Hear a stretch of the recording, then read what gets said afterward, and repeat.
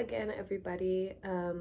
So I thought I would talk about some fall reads, whether they're like new releases that I'm kind of excited to read, or just things that I've honestly been waiting to read because I said, ooh, I want to read that in the fall because I want it to be atmospheric and cozy and spooky. Like there's just some books that I'm like, this is not a summer read. So to get started, I kind of have three categories.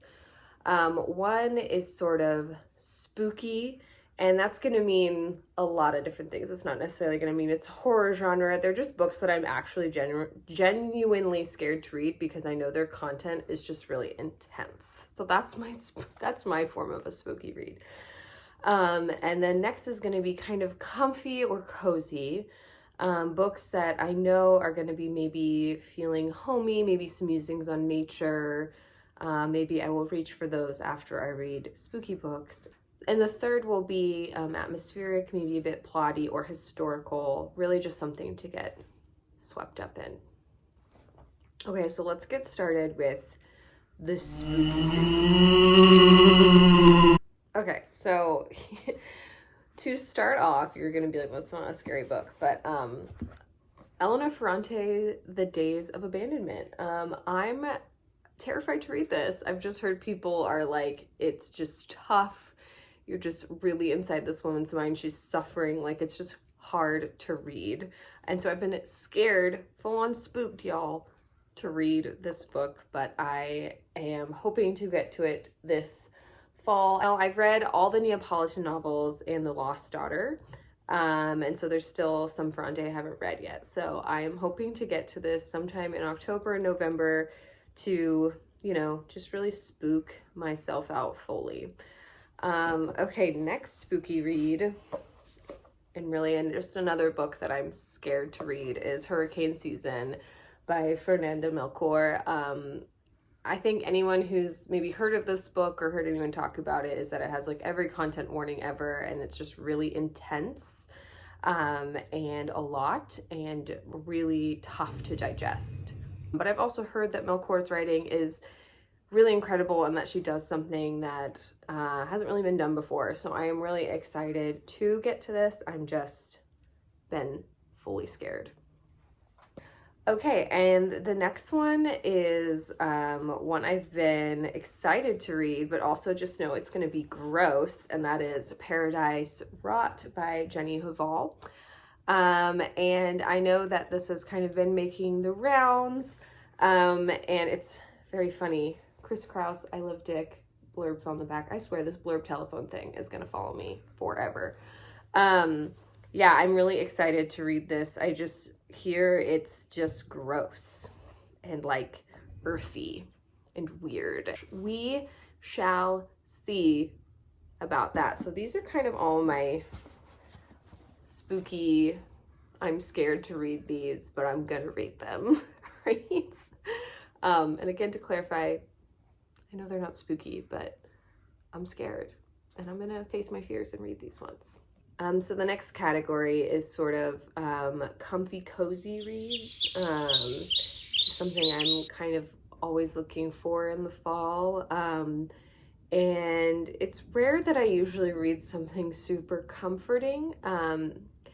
If I think about books recently that I've read that have been comforting, I think of like Housekeeping by Marilynne Robinson.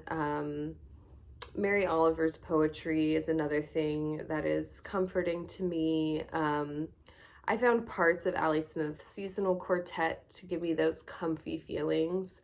But here are some things that I've really been putting off to want to read for the fall. There's not many, but the main one is May Sarton's Journal of Solitude. It's a book that I've had. I bought it actually maybe 6 months ago.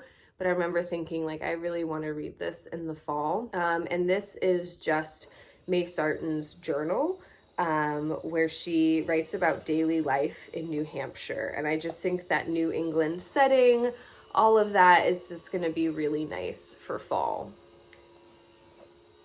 And I apologize if you hear construction outside. My apartment is never quiet.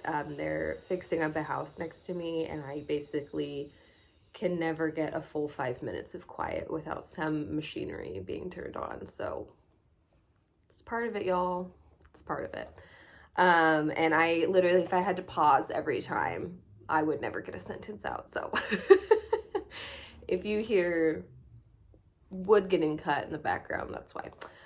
Yeah, so Journal of Solitude. I am excited to read this and hopefully get some like just comfy, cozy, like, you know, crispy autumn feelings when I read this book. Yeah. Another one that I want to pick up and that I've had a copy of but haven't read yet is Annie Dillard's Teaching a Stone to Talk. So I really love Annie Dillard's writing. I've read American Childhood a couple times. I've read Pilgrim at Tinker Creek, and some of their other works like The Writing Life. But this is a little Annie Dillard that I've had for a while and would really, really love to pick up. This is just another work of her essays, and I know that they're going to be really meditative. Pretty much all her work is kind of bent towards the natural and the spiritual, and I think that that will be just something nice and meditative to read this fall. So those are I only have a couple comfy cozies, but those are ones that I'm really looking forward to reading. Next up, we have sort of sweeping, plotty, historical books. And sometimes I'm just really in the mood to get wrapped up in a story, and that usually comes with like colder, cozier weather. So to get started, kind of a classic that I have not read yet is Emily Bronte's Wuthering Heights. I would love to read this fall. I feel like every fall I want to read something by a Bronte. And I found this beautiful copy at my used bookstore maybe 6 months ago, and I'm just really would love to dive into it. Be out on the moors with Heathcliff. I think that would be a really nice fall thing to do. So, yeah, this is definitely on the list for a atmospheric fall read. The next one is a new book out by Tin House Press, and it's The Wild Hunt by Emma Seckel. And this is a book set on an island off of the coast of Scotland that involves crows and hauntings and Celtic legends and things that just seem like would be really fun to read in October. So this is also maybe kind of on the spookier side. But I think that this would just be something really atmospheric and fun to read. Unfortunately, it's from the library, and I know it's going to be due back before October. And I'm not going to be able to renew it because there's too many holds on it. So maybe I'll buy a copy. I don't know, but I really do want to read this. And so this might be a little pre-fall read or early fall read. I'm not sure. Got so much to read, y'all. So we'll see. And then on the topic of islands and atmospheric, we have Emma Donohue's new novel, Haven. And so this book is about a group of monks, I believe, in 17th century Ireland. A scholar and a priest, who basically find an island, and are looking to find God there. And that's literally all it says. And Emma Donoghue has written a lot of different books, and I know she's kind of maybe more mainstream than what I usually read. I really liked the book she wrote a few years ago called The Pull of the Stars. That was about the Spanish influenza epidemic, and particularly how it hit Ireland. And I know she wrote the book Wonder, and I just like reading Irish authors, so I think I'm going to give this a try. Again, checked out from the library. Don't know if I'll be able to get to it before it's due back. This will also have to be an early fall read. Okay, and last but not least, we have The Marriage Portrait by Maggie O'Farrell. So I loved Hamnet when I first read it, which was last year. And I just am excited to see what else she has up her sleeve. This, I believe, is a historical fiction about the Medicis. Yeah, in Florence, sort of. I'm kind of making that up. It's about Florence during the Renaissance. And I just am curious to see how this is. And I think, during when the weather starts to get colder, it starts to get darker. I'm looking for something longer, historical, plotty, and I think this will be good. It's rare to find a book that has good writing and good plot, but Maggie O'Farrell seems to be doing that. So I am excited to read this one as well. So yeah, here are my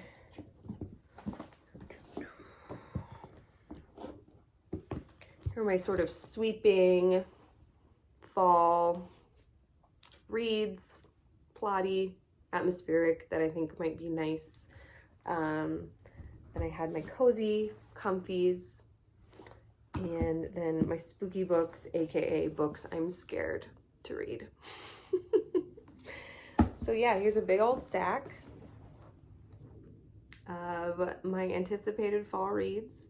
I'm sad for summer to end here, but it's really bittersweet up in the Pacific Northwest because we just get so much rain and gray and dark. That's the hardest part, is really just the dark.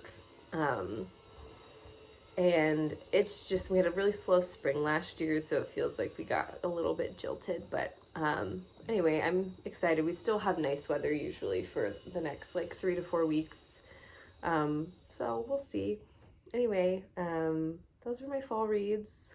I hope that you're inspired by some of them, or yeah, let me know what you're looking forward to reading in the fall, or if you read things seasonally. That's definitely something that I feel like I do. Yeah. Okay. Bye.